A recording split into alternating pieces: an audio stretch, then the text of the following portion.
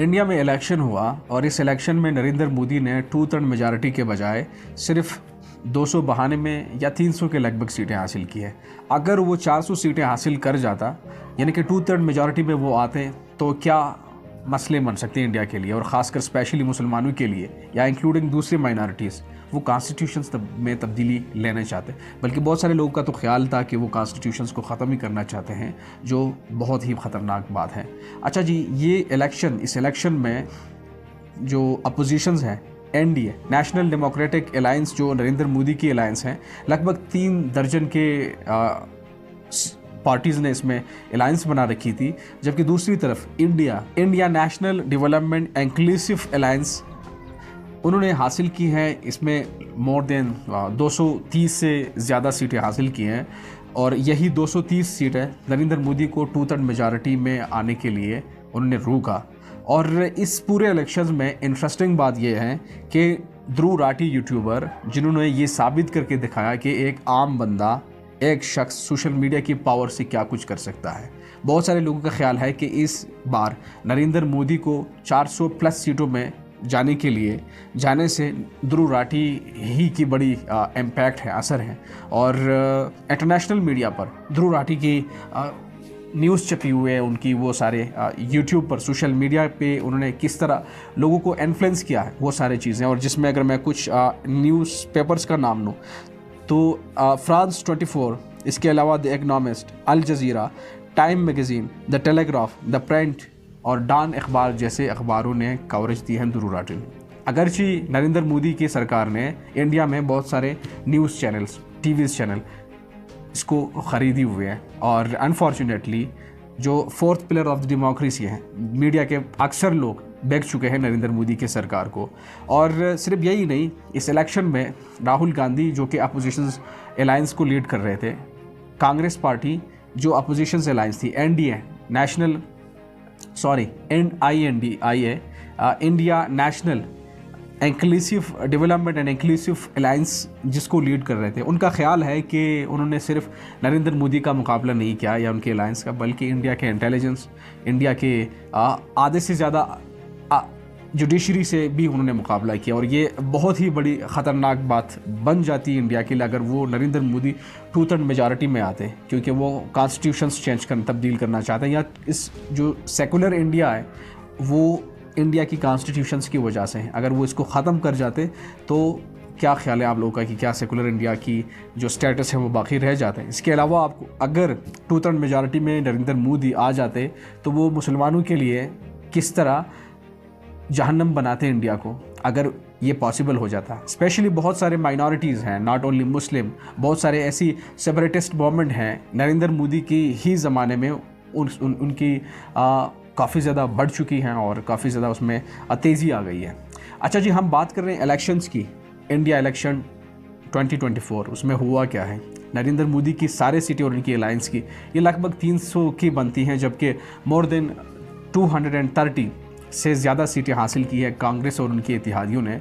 और दूसरी बड़ी इंटरेस्टिंग बात और फॉर्चुनेट बात यह है कि कांग्रेस इस बार अपने पिछले इलेक्शन से कम डबल सीटें हासिल कर चुके हैं, यानी कि उनकी बनती हैं लगभग 95 से ऊपर या 100।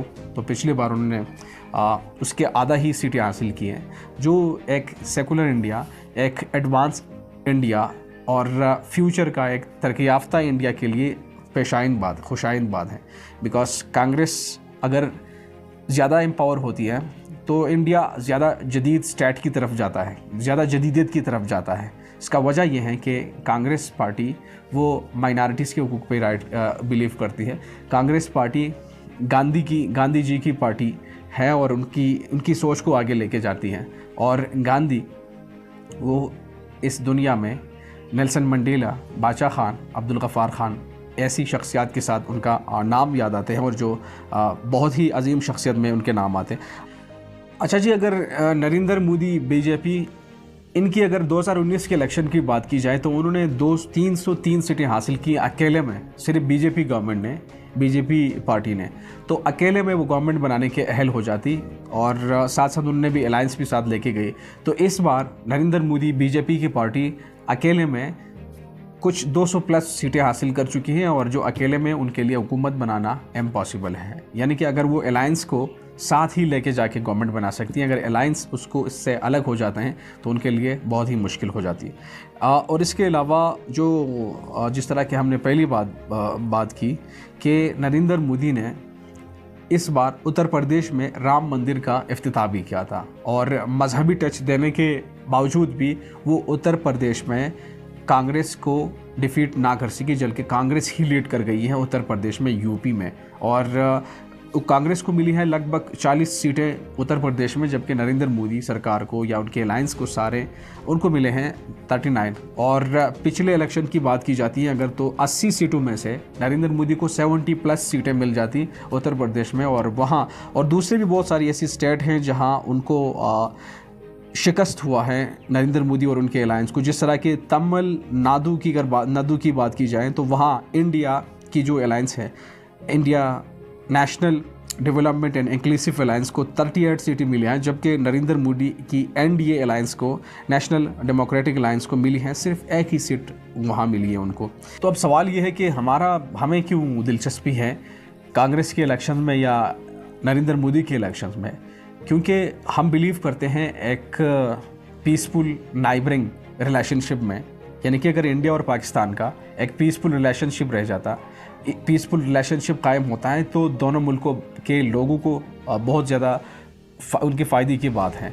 उनकी रिलेशनशिप ठीक होती हैं तो ट्रेड वॉल्यूम में इजाफा होता है। और इसके अलावा बहुत सारी ऐसे कॉम्प्लिकेटेड मसले मसाइल हैं, ऐसी मसाइल हैं जिसकी वजह से SAARC, South Asian Associations of Regional Cooperation जैसी तंजीमें, जिसकी वजह से यूरोपियन यूनियन जैसी यूनियन अगर बनी हुए हैं, वो इसलिए बनी हुए हैं कि वहाँ के लोगों के आपस में रिलेशनशिप ठीक हैं, उनके मसले मसाइल कम हुए हैं। लेकिन हमारे इंडिया और पाकिस्तान की मसले की वजह से, कश्मीर के मसले की वजह से सार्क जैसी इंपॉर्टेंट ऑर्गेनाइजेशन आगे नहीं बढ़ पाती।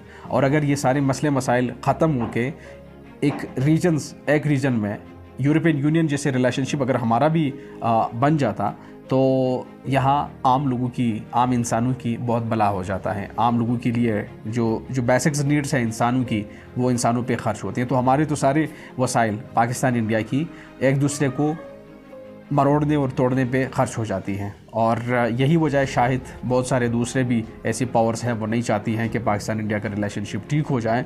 जिस तरह की from the very beginning India और कश्मीर, पाकिस्तान का कश्मीर वाला मसला को बीच में छोड़ा ताकि ये कौम आपस में इसी तरह लगे रहें ताकि चीज़ें आगे नहीं जा सकें। एनी हाउ, एक बहुत ही सेपरेट इस पर डिस्कशंस, डिबेट्स हो सकती हैं और बहुत बड़ी ब्रॉड टॉपिक्स है ये। और हम बात कर रहे हैं इस इलेक्शंस की, और सबसे बड़ी जो जिस तरह की हमने पहली बात कही है, ध्रुव राठे इस इलेक्शंस को पूरी तरह इम्पैक्ट कर चुके हैं और इसको रिकग्नाइज़ किए हुए बहुत सारे इंटरनेशनल न्यूज़ आउटलेट्स ने कि Dhruv Rathee have definitely impact this elections और बहुत ज़्यादा फ़ायदा हुआ। और यही फ़ायदा उन्होंने ध्रुव राठी ने क्या किया हुआ है, उन्होंने बहुत सारी ऐसी हक़ाइक़ सामने लाई हैं कि नरेंद्र मोदी इंडिया को दुनिया की सबसे बड़ी डेमोक्रेटिक स्टेट्स को डिक्टेटरशिप की तरफ लेके जाते हैं। ध्रुव राठी के मुताबिक बहुत सारे बॉलीवुड की सेलिब्रिटीज़ ने उनको अप्रिशिएट किया हुआ है और इनकरेज किया हुआ है कि you are doing a great job और आपको करना भी चाहिए। और उनकी वीडियोज़ को पब्लिक एरियाज़ में लोग प्ले करते हैं, लोग वीडियो देखते हैं ध्रुव राठी के और काफ़ी ज़्यादा मोटिवेट कर चुके हैं। अच्छा जी, इस इलेक्शन में होपफुली अब नरेंद्र मोदी 2/3 मेजॉरिटी के साथ तो नहीं आ पाए और पूरी उम्मीद से हम कह सकते हैं कि अपोजिशन उनको टफ टाइम देंगे। अगर वो कॉन्स्टिट्यूशनल चेंजेस में चेंजेस ले आना चाहेंगे तो nearly impossible, it's just because of the opposition, strong oppositions that will really resist any kinds of non democratic move in the constitutions, in the parliaments of India. तो ये एक बहुत ज़्यादा ज़बरदस्त चीज़ है। आप लोग भी कमेंट सेक्शन में हमारे साथ शेयर करें कि क्या वाकई में अगर नरेंद्र मोदी 400 सीटें हासिल कर पाता तो क्या असर होता, अगर ये पॉसिबल होता, पाकिस्तान पे क्या इम्पैक्ट होता नरेंद्र मोदी की सरकार का, जिस तरह के पहले से ख़राब रिलेशनशिप हैं पिछले 2 अदवार में, टेन्योर में। और इसके अलावा अच्छा, नरेंद्र मोदी की अगर आप लोग उनकी मेंटलिटी की बात करें तो वो कभी कभार ये भी आपको कहते नज़र आएंगे कि जी वो अपने बाप के नहीं हैं, बल्कि वो भगवान की तरफ से इस दुनिया में आए हैं। ये उनकी ज़ुबान से आप सुनेंगे, बहुत सारी जगहों पे उन्होंने कही है कि लोग मुझे, अब मैं कन्विंस हो चुका हूँ कि मैं अपनी बाप का नहीं बल्कि भगवान की तरफ से मैं इस दुनिया में आ गई हूँ। तो ऐसी मेंटेलिटी रखने वाले लोग को, पर्सनस को मेजॉरिटी वोट्स मिलते हैं।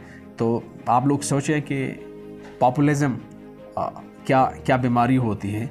और सिर्फ नरेंद्र मोदी ही नहीं बल्कि बहुत सारे लोग हैं दुनिया में, हमारे पाकिस्तान में भी हैं ऐसे एक दो आप लोगों को मिलेंगे, जिसकी वजह से जो सिर्फ अपने जैसे और अपने जैसे सोच वालों को जीने का हक देना समझते हैं और बाकियों को नहीं। और इसी तरह अगर आप अमेरिकन की बात की जाए, यूनाइटेड स्टेट्स की, वहाँ भी प्रेसिडेंट ट्रम्प ऐसे इंसान थे जो डिक्टेटरशिप पे और अपने लोगों की मनमानी पे यकीन रखते हैं और दूसरे लोगों को इंसान होने का दर्जा नहीं देना। और बहुत सारे ऐसे लोग हैं जिनकी वजह से डेमोक्रेसी, आजकल की डेमोक्रेसी ख़तरे में है। और ये बहुत ज़्यादा खुशाइंद बात है कि इसमें इसको ये किस्म की मेजॉरिटी उनको नहीं मिली है और मेरे ख्याल में बास हो चुके हैं।